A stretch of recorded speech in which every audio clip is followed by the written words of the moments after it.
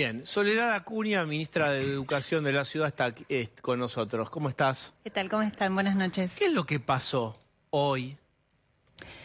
Bueno, en primer lugar, los gremios que convocaron al paro, Eduardo López es de UTE, que es CETERA a nivel nacional, es Baradel a nivel nacional, Masademis, que es el sindicato de izquierda, que tiene un poco menos de 2.000 afiliados en total, convocaron un paro argumentando que no podemos extender la jornada laboral a los sábados. Nosotros en este sentido lo que venimos diciendo es que son tiempos excepcionales. Vivimos una pandemia, los chicos y las chicas perdieron mucho, los adultos también perdimos mucho durante ese tiempo. Es necesario tomar medidas de recomposición, de recuperación, de poder dar nuevas oportunidades a las oportunidades que se perdieron, y por eso venimos tomando una serie de medidas.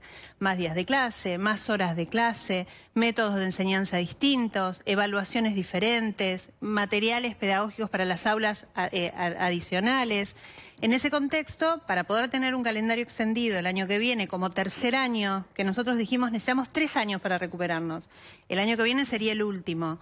Para poder llegar a un calendario extendido, no dan las matemáticas, no dan los días, porque hay feriados puente. Entonces lo que decidimos es tomar 3 días, que habitualmente son 5, que son jornadas de capacitación y de discusión entre docentes, donde los chicos no van a la escuela y los docentes en las aulas están capacitándose. Eran los sábados. Dijimos, pasemos de esos 5, pasemos 3 a los sábados. 3 nada más en todo el año. Obviamente lo vamos a pagar como un día de trabajo, o sea, es un adicional.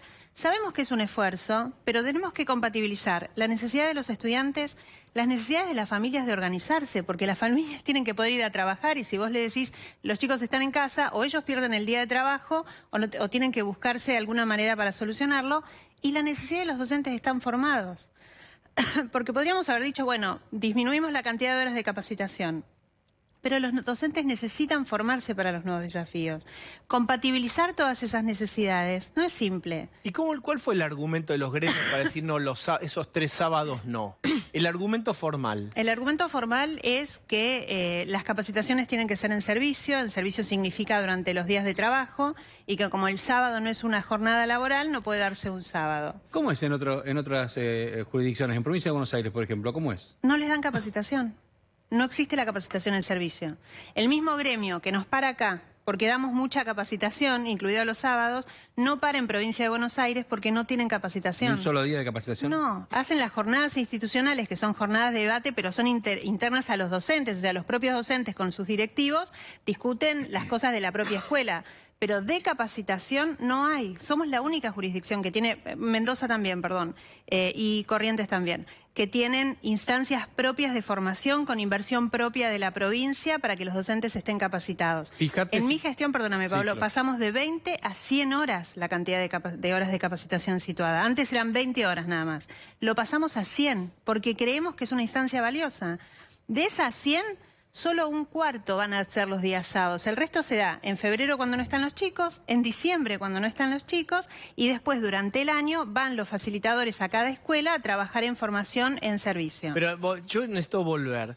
¿Por qué entonces es porque los sábados no? ¿Es por el día sábado? Pero fíjate, si querés, el afiche que tenemos ahí de los gremios, que ahí está la posición. La jornada laboral docente es de lunes a viernes. Paro, 22 de septiembre, abrazo a las escuelas, semaforazos, asambleas, clases públicas. Ese es UTE, pido perdón que antes no recordaba el gremio de Eduardo López, UTE, sí, que forma parte de CETERA, como decía la ministra, en la provincia de Baradel. Ahí está, tenés otro, ¿ves? Y fue, bueno, 22 de septiembre, paramos y movilizamos. ¿No hubo ningún margen de negociación? ¿El tema es los sábados? No, después hay otro montón de reclamos que juntan con esto y otro montón de acciones que tienen para adelante que son claramente con objetivos políticos. Pero con respecto a la capacitación. No, sobre la capacitación es eso, que no quieren que sea los sábados, luego suman que hay... Yo no quiero dar por hecho nada. ¿Y por qué los sábados? 3 sábados de todo el año no. Bueno, porque dicen que hay algunos docentes que trabajan los sábados, que ellos tienen derecho a descansar, que quieren estar con sus familias. Todos argumentos recontraválidos, pero de vuelta... Es como todo en la sociedad. Cuando queremos compatibilizar las necesidades y los intereses de todos, tenemos que ir, algunos tienen que ceder una parte, otros tienen que forzarse un poquito. Bueno, son 3 sábados. Yo creo que los gremios no quieren sentar un antecedente, ¿no es cierto? Decir, bueno, ceden en esto, entonces a partir de ahora otra gestión que pueda suceder a la ministra va a sentar que los sábados se puede hacer tal otra cosa, entonces se plantan ahí. Pero a mí me parece, como vos decías, me parece que hay una instancia de discusión, se pueden sentar, hay gremios que se llevan más o menos normal, hay gremios que no, pero sentarse y tener una discusión, pero no la respuesta que sea al paro, porque no es que solo pierden los papás que no pueden llevar a sus hijos de la escuela pública, estamos hablando de la escuela pública, tiene que complicar el día. Entonces hubo otras jornadas, otros rubros que tampoco tuvieron tarea porque la gente se quedó en su casa cuidando a sus hijos. Pero además salió el último informe de Argentinos por la Educación, que creo que ustedes lo comentaron hace 2 semanas, habla de la falta de días de clase y que las familias manifiestan que uno de los principales motivos por los cuales no tienen clases es por las jornadas de capacitación, las jornadas institucionales. Entonces, esto es lo que decía antes, compatibilizar todas las necesidades y todos los derechos siempre es difícil en sociedades como las nuestras. Entonces, todos tenemos que ir cediendo un poquito, yendo un poquito más allá, pidiendo algún esfuerzo adicional. Lo estamos anunciando con medio año de anticipación, para que se pueda planificar, para que lo puedan organizar. Cuando yo trabajo los sábados, yo trabajo muchos sábados porque salgo a recorrer todas las escuelas que tenemos abiertas, me organizo para que se quede mi marido con mis hijos o veo que venga mi hermana, trato de organizarlo, o sea, con planificación, con tiempo, se puede organizar. Pero si hay situaciones charlas anteriores con los gremios o con los maestros. La pauta es que son 17 sindicatos y pararon solamente 2. Bueno, pero escúchame, pero hubo más adhesión que otras veces. Hubo más ¿Cuál adhesión? es el número que ustedes tienen de adhesión al paro de hoy? En promedio 30%. Bueno, digamos, ya no es que unos pocos docentes con más afinidad con el sindicato. ¿Por qué crees que ya tuvo 1 de cada 3 estuvo de acuerdo en yo los sábados no? Porque ya ahí no hay que meterse en esa cuestión. Hay un clima del momento, hay como una angustia generalizada y cansancio de segunda mitad de años de mucho esfuerzo y de mucho trabajo. ¿Hay grieta? Pero yo siento que no lo vivo como grieta, no me parece que fuera una grieta. Pues si fuera grieta, otras medidas también hubiesen tenido, la discusión del estatuto hubiese generado una movilización en contra mucho más fuerte y no hubo esa situación, no hubo manifestaciones en contra. Para mí tiene que ver con un momento de cansancio, de agotamiento, donde todos estamos frustrados, indignados, la política no ayuda, escuchar las noticias nunca hay una buena.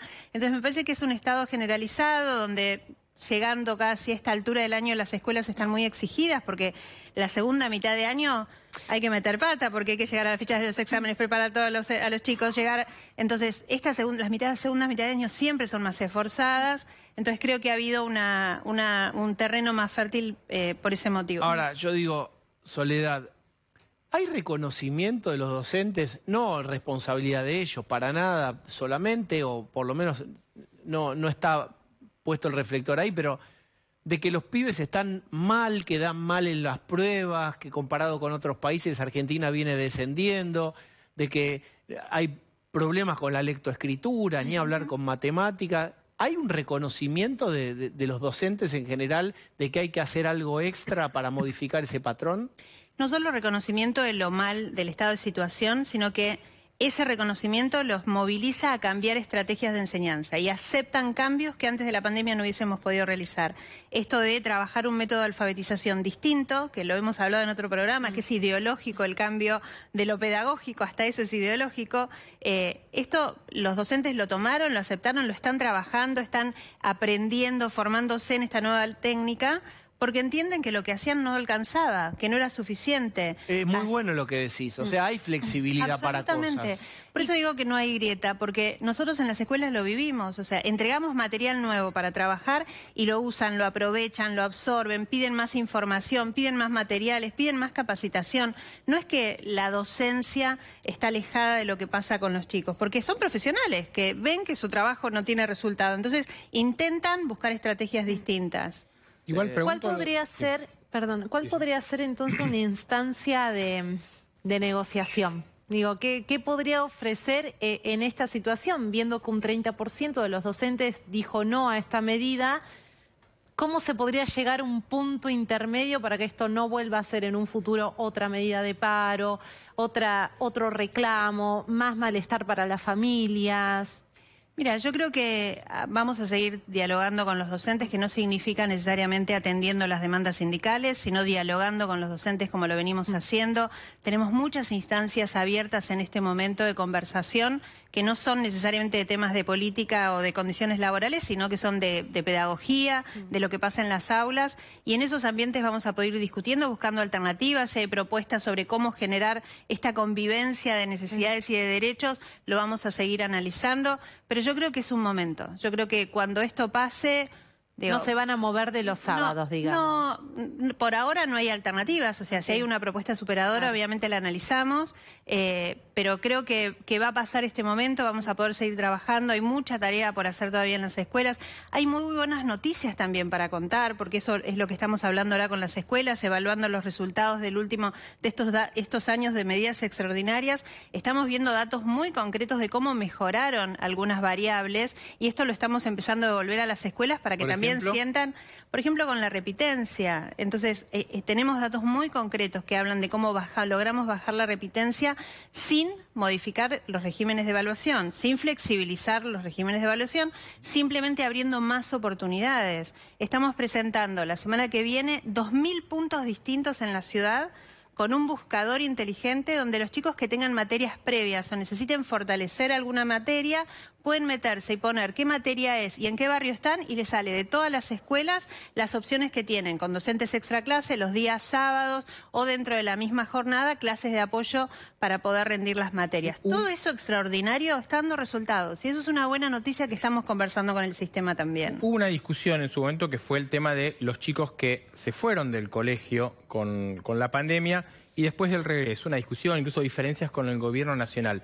¿Cómo es en la ciudad eso? Los chicos que se fueron y que tuvieron que ir a buscarlo en muchos casos, ¿cómo fue el regreso de todo ese sector? Mira, nosotros en su momento fue una discusión que se volvió política porque nosotros dimos los números. Porque nosotros en julio del 2020, cuando estábamos todos encerrados, ya sabíamos qué chicos se habían desconectado. Y decidimos decirlo públicamente, porque dijimos, che, tenemos un problema, tenemos estos 6.500.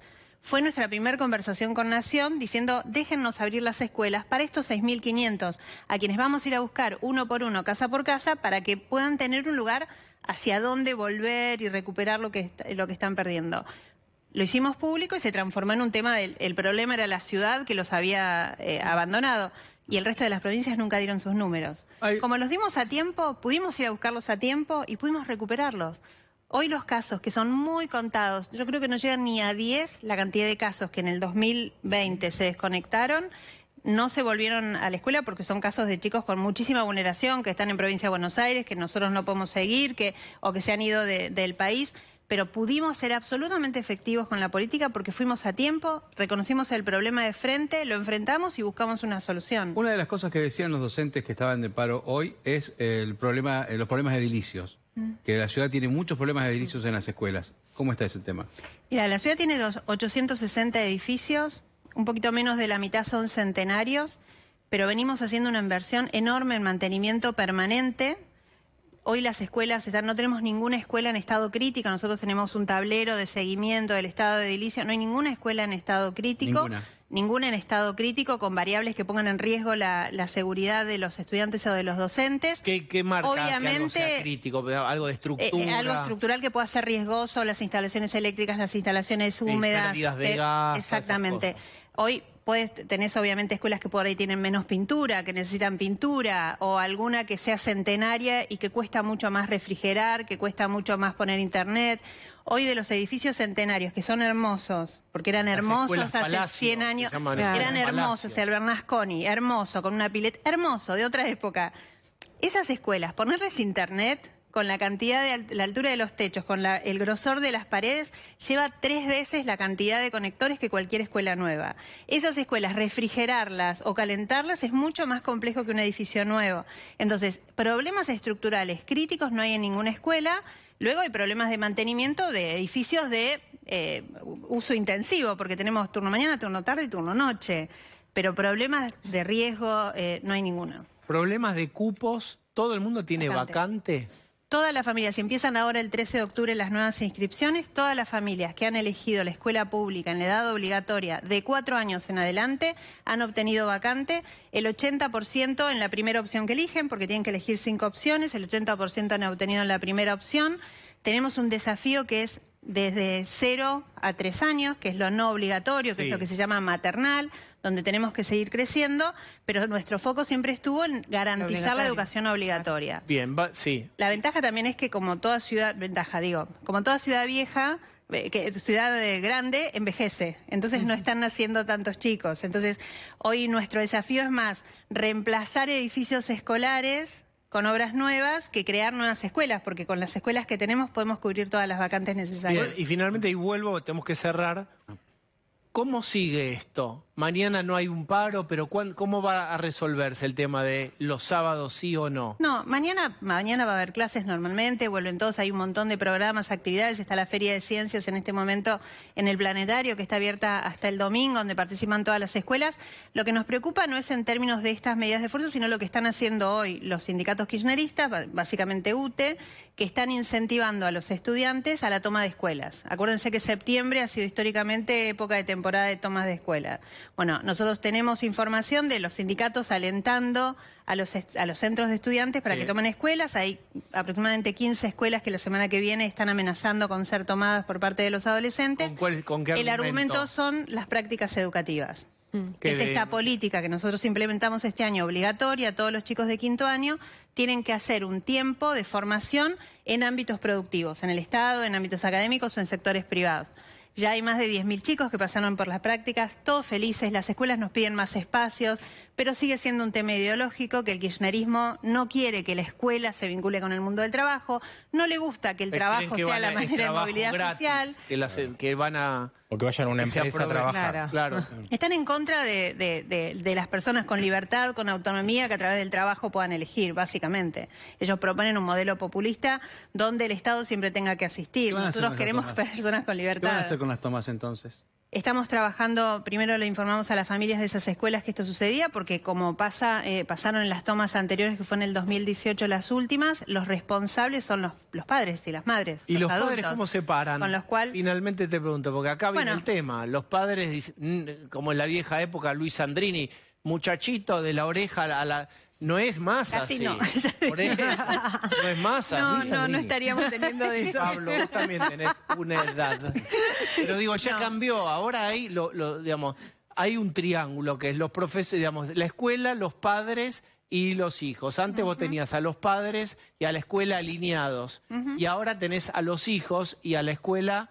y a los padres alineados muchas veces contra la escuela. Sí, pero en la última toma hubo 40 familias que fueron procesadas, o padres o madres que fueron procesados por haber dejado que sus hijos dañaran las instalaciones, pusieran en riesgo la seguridad de otros chicos. Entonces, a ningún padre o madre le gusta tener que ir a la justicia a dar explicaciones de lo que está haciendo su hijo adolescente. Entonces, en este proceso hay responsabilidades de cuidado patrimonial y de cuidado de los chicos. Acordémonos también que en ese último periodo de tomas hubo una situación de abuso en una escuela nacional universitaria. Entonces, nosotros no podemos dejar que chicos menores de edad pernocten en un edificio público sin cuidado adulto. Por eso, digamos, a ver, adivino, va a ser en el Buenos Aires, en el Pellegrini. Esos ¿Cuál es más? todavía no son nacionales, con lo cual nosotros no tenemos información, pero tenemos otros 15 con los que estamos hablando con las familias y con los centros de estudiantes porque además no hubo otra instancia, o sea, nunca nos pidieron reuniones para hablar por algún tema que les preocupara y de pronto anuncian una toma, votan en asambleas las tomas. Y no le pregunten, no es... Che, pregúntenle a los que ya pasaron por las prácticas, a ver si les expoliaron la plusvalía o qué pasó. ¿No hay ese intercambio? Es que además son grupos minoritarios dentro de las escuelas. Por eso lo que decimos es no puede un grupo pequeño de estudiantes vulnerar el derecho a la educación y al trabajo del resto de la comunidad educativa. Y menos pernoctar en un edificio público, sin resguardo, sin seguridad, sin cuidado. Entonces acá hay temas de responsabilidad sobre las personas, sobre los chicos menores de edad y sobre el patrimonio que tienen que resguardarse. Entonces ahora estamos trabajando, pero tenemos muchísima información y directa de docentes sindicalizados que están tirando leña al fuego a los estudiantes de los centros de estudiantes, que a su vez tienen padres politizados, entonces los padres también, cuando nosotros mandamos la primera carta, nos responden y está bien y acompañamos el derecho al reclamo de nuestros hijos. ¿Pero cómo se elegiría? ¿Por la guía del estudiante, como hace 20 años? ¿En un escritorio con una orientadora No, hay una normativa que regula los centros de estudiantes y cómo son las votaciones. No dice que están autorizadas las tomas, porque obviamente es algo ilegal. Pero sí entre ellos votan en asamblea este tipo de medidas. No, lo que digo es cómo elegís la carrera, que antes se elegía con la guía del estudiante, lo que te contaban que algo era, y en ese momento de la vida donde vos tenías que elegir dónde te subías a un barco, 5 años de una carrera, 4 o 6 años, eras con mínima información, máxima decisión. Nada, un poco las cosas se resuelven en el escritorio o viendo y viendo cómo uno se siente en ese ámbito. Pero bueno...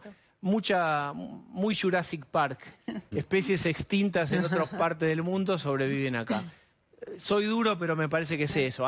Los pibes tienen un problema ahí con lo vocacional y tienen que ir a ver cómo son las cosas. Sí, simplemente. Y los chicos que ya pasaron por esta experiencia, hoy a la mañana estuve en una empresa de recursos humanos acá cerca en Barracas, donde había 30 chicos haciendo una práctica educativa. Estaban fascinados porque además descubrían trabajos que no sabían que existían. Por ejemplo, una agencia de recursos humanos, de colocación. Entonces ellos decían, no sabía que existía este tipo de trabajos, de ver perfiles de recursos humanos para puestos que se están buscando. Y además ellos mismos me contaban, me decían, pero mirá la cantidad de trabajo que se busca. Yo pensé que no había trabajo, que los jóvenes no teníamos oportunidades. Y ahí veían las dos cosas, un trabajo de generar ese vínculo entre el que busca empleo y el trabajo pendiente, y la otra parte de las oportunidades que existen, porque existen y mundo esas un poco adulto, laborales. Una exploración en el mundo, en la vida de las adulta. responsabilidades también. Muchísimas gracias por haber venido hoy.